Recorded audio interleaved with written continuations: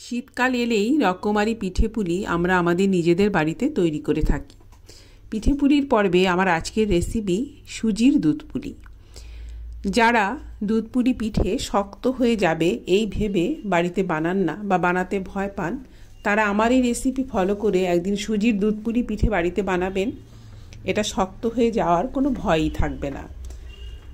আমার রেসিপি ও উপস্থাপনা আপনাদের ভালো লাগলে আমার চ্যানেলটিকে সাবস্ক্রাইব করে বেল বাটনে প্রেস করে পাশেই থাকার অনুরোধ করব আপনাদের। নমস্কার, স্বাগত জানাচ্ছি ফ্লেভারস অফ কলকাতায়। আসুন তাহলে শুরু করি। প্রথমে পুলির ভেতরে দেওয়ার জন্য নারকেলের ক্ষীর বানিয়ে নেব। আমি এখানে 1 কাপ পরিমাণ নারকেল অল্প দুধ দিয়ে ব্লেন্ডারে ঘুরিয়ে একটু পেস্ট করে নিয়েছি। সেই নারকেলের পেস্ট দিয়ে দিয়েছি আর দিলাম হাফ বাটি পরিমাণ গুঁড়ো দুধ।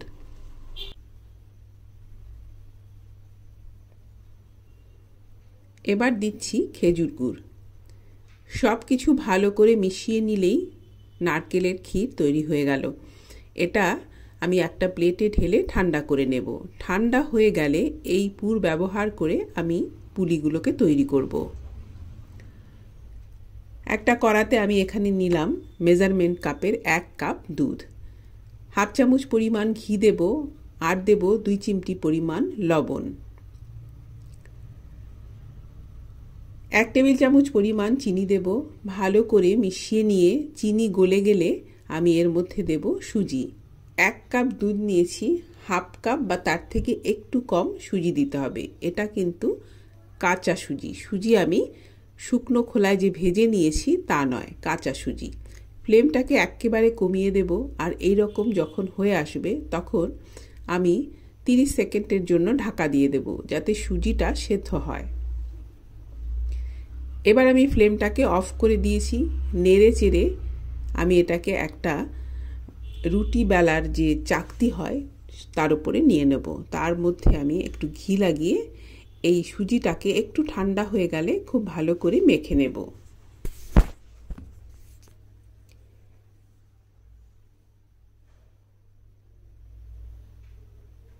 সুজির ডোটা আমি একটা রুটির চাকির মধ্যে নিয়ে নিয়েছি। এবার এটাকে ঠান্ডা হয়ে যাওয়ার আগেই ডলে ডলে এটাকে আমি একদম নরম করে নেব। খুব ভালো করে ডলে নিতে হবে, না হলে পুলি তৈরি করার সময় ফেটে যেতে পারে। আজকের পুলিগুলো আমি খুব ছোট ছোট করে বানাবো। আপনারা নিজেদের পছন্দ মতো যে কোনো সাইজ করে এটা বানাতে পারবেন। 4টে ডো নিলাম আর বাকিগুলোকে আমি ঢাকা দিয়ে রেখে দিলাম। অল্প করে একটু শুকনো ময়দা বা চালের গুঁড়ো নেব আমি এই পুলিগুলোকে শেপ দেওয়ার জন্য। এই একই ডো থেকে আমি কয়েকটা চুষিও কেটে নেব। এই একইভাবে ডো তৈরি করে আপনারা যদি পুলি তৈরি করতে না চান তাহলে চুষি পিঠেও কেটে নিতে পারেন, সেটাও কিন্তু খুবই ভালো হবে। পুলি কিভাবে তৈরি করতে হয় সেটা তো আমরা সবাই জানি। আমি একটা তৈরি করে আপনাদের দেখিয়ে দিচ্ছি। আমি খুব বেশি বড় সাইজের তৈরি করে নিই আর খোলটা যেন খুব বেশি মোটা না হয়। এই রকম করে আমি সবগুলো বানিয়ে নেব। আমি ওই একই ডো থেকে কয়েকটা চুষিও কেটে নিয়েছি। অন্য একটা কড়াতে আমি দুধ গাঢ় করে রেখে দিয়েছিলাম। এখানে আমি 1 লিটার দুধ নিয়ে শুকনো করে প্রায় 3 পাও মতন করে নিয়েছি। দুধ শুকনো করা দেখাতে গেলে অনেক ভিডিও বড় হয়ে যাবে, সেই জন্য আমি এটা আগেই করে রেখে দিয়েছি। 2টো ছোট এলাচ দিয়ে দেব। আমি খুব অল্প করে খেজুর গুড় ব্যবহার করব। আর আমি যে খেজুর গুড়টা ব্যবহার করছি সেই গুড়টা খুব একটা ভালো না, গন্ধ খুব একটা নেই। খেজুর গুড়ের যে গন্ধ হয়, সুন্দর গন্ধ, সেটা খুব একটা নেই।